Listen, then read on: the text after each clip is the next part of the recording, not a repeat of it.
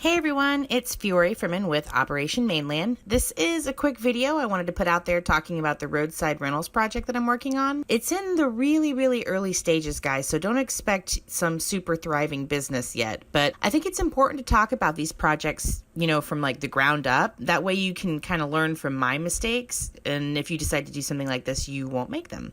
The goal with the roadside rentals project is to prove that you can run a simple, high-quality rental business for SecondLife residents without the overhead of owning a private sim. The brief time that I was mainlandless, I'd usually rent a Skybox from one of the many Skybox rental situations on the grid. And I remember that while I never had like a lag problem, I was always really surprised that many of the Skyboxes, when you would go to their offices, were already rented, like regardless of the Skybox cost or the Skybox quality.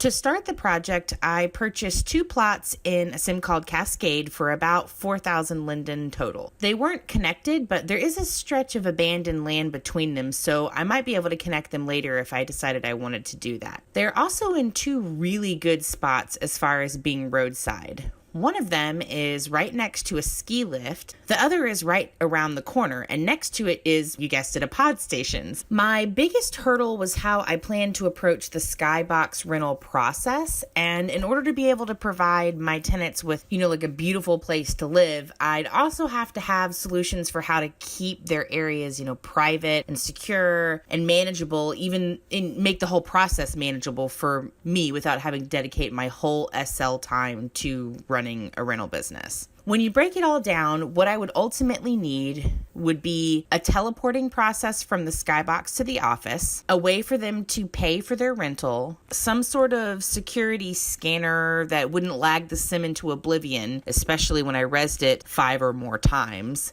And then ideally, I'd like to have a prim counter, something that a renter can touch and it'll tell them how many prims they have rezzed. Because I was working with 2 separate parcels that weren't connected, I wanted to have one Cascade rental office, but I knew I had to be careful about what teleporting system I was going to use. And the kicker, all of those scripts I needed had to be able to work simultaneously together to understand that they needed to work for the SL avatar that was paying the rent as well as me, the owner of the actual prims. Ultimately, I decided to use low technologies as the solution to my problem. And guys, I can't sing the praises of this creator enough. Her scripting solutions are smart and the scripting seems to be very clean, and I love how she's really made everything streamlined. Check them out, they're awesome. I purchased her amazing teleporter. The setup is pretty simple. You res one teleporter in the spot for the Skybox, and that spits out like a special teleporter specific code. And then you res the other teleporter in the office and add the code to it. That way the teleporters know to only talk to each other. And then her prim counter solution and security eye integrate with the teleporters in the same way with that special code. This system makes it easy for all of the appropriate pieces and scripts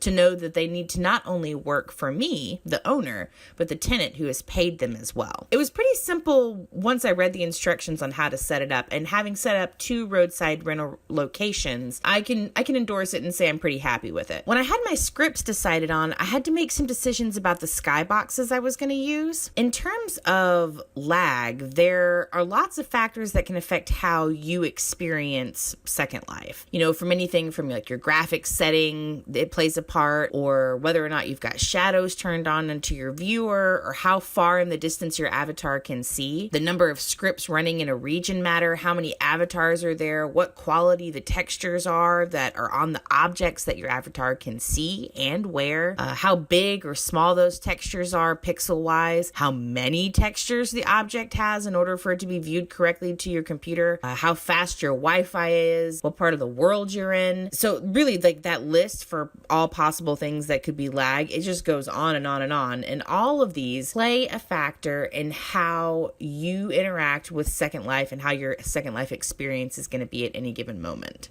As a landlord, I can't control your graphics setting, but I can control the number of textures your computer has to res and the number of scripts that are running around you that could make you interacting in SL difficult. So this means that whatever Skybox I choose for Cascade, it kind of needs to be the only one that I res in the sim because it'll lower the overall load. And when I say it needs to be the only one, I just mean that I can have copies of that Skybox, but it just needs to be, 5 copies of the same Skybox. I can also position the Skybox high in the sky, hopefully putting it up far enough so that when you're standing on the ground, your computer knows not to try and res the buildings that are so high up. This is why I always put my skyboxes at least 1,000 meters up, and really I try to do it higher if I can. I feel like this is not only right for my tenants as far as like loading and lag, but it's also courteous to my neighbors and people that are interacting on the ground. I mean, because really, who wants to see my big ugly black box, right? Ultimately, I decided to go with the Abyss Chalet Skybox. If you haven't had a good look at the Abyss creations, you really should. The price tag is a little high, but I feel like in cases like this, you get what you pay for, and the big selling features for me were the clinchers. The first is views.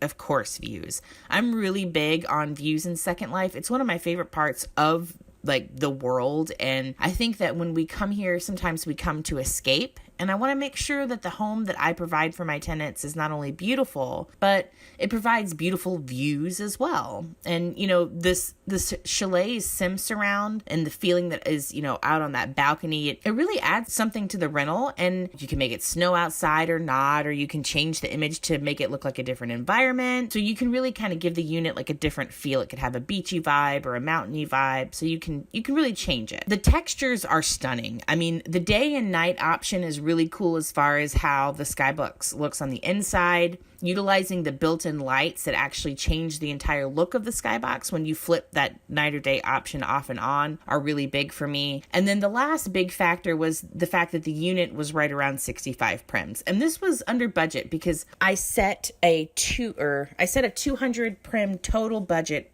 per rental, and that would include the Skybox itself and the prims that the tenant would be resing. The idea being the entire unit would be 200 prims or less. I came out under prims and under prim budget, and I always try to plan to leave open prims that aren't being used on my parcels anyway, but with the actual total being less than 200 per unit, it would be even better for the overall health of the sim. As far as marketing goes, I created a marketplace listing for the rental. I took a quick video of the unit itself and I listed it on YouTube, and then I wrote up a description with an SURL and the location. When you purchase the item on the SL Marketplace, you'll get this HUD that has landmarks to the office and direct links to the videos as well. The truth is, though, I'm not really sure if the SL Marketplace listing is making a difference as far as getting tenants. We got one renter that stayed around for a week, but I have a feeling we may have gotten them by one of our social media channels or something. The cool thing about the marketplace, though, is that by doing this listing method, it's almost like they're giving you direct leads when somebody purchases it from you,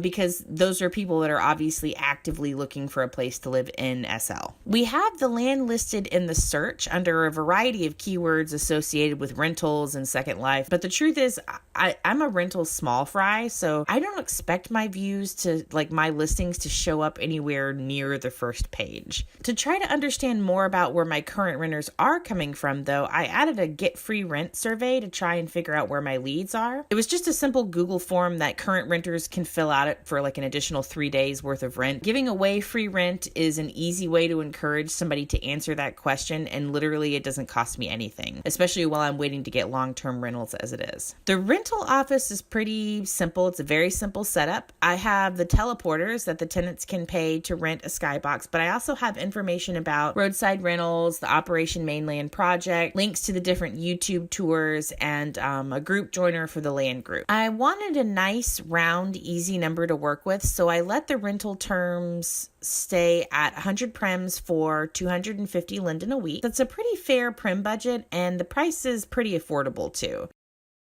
As far as making money or whatever, assuming all of them are rented every week, I could make close to $1 USD per rental, depending on the current SL Linden economy.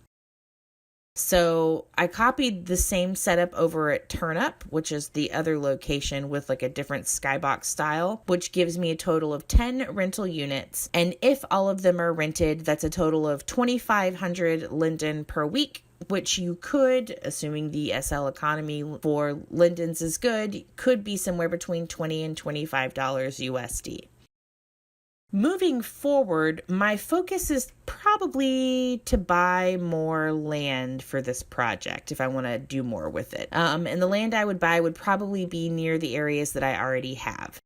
I think people that stop in to look at the different offices will be more inclined to stay and rent if they feel like the place is more legit. One of the ways I can say that might make it look more legit is if there's more available rentals. And this is something that I can certainly provide, but I have to have more space and more prems, and I have to do it in a way that isn't going to affect my neighbors with tons of lag.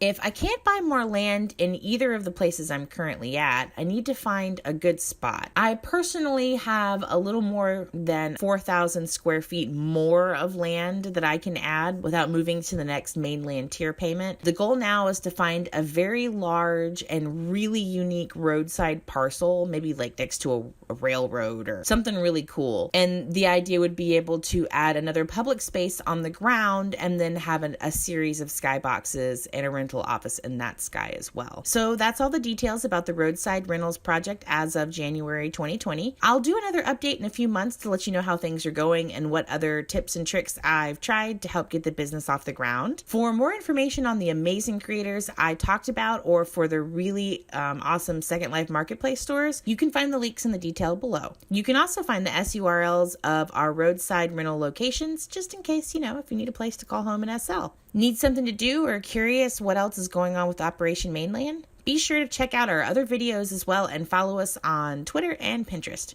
See you soon.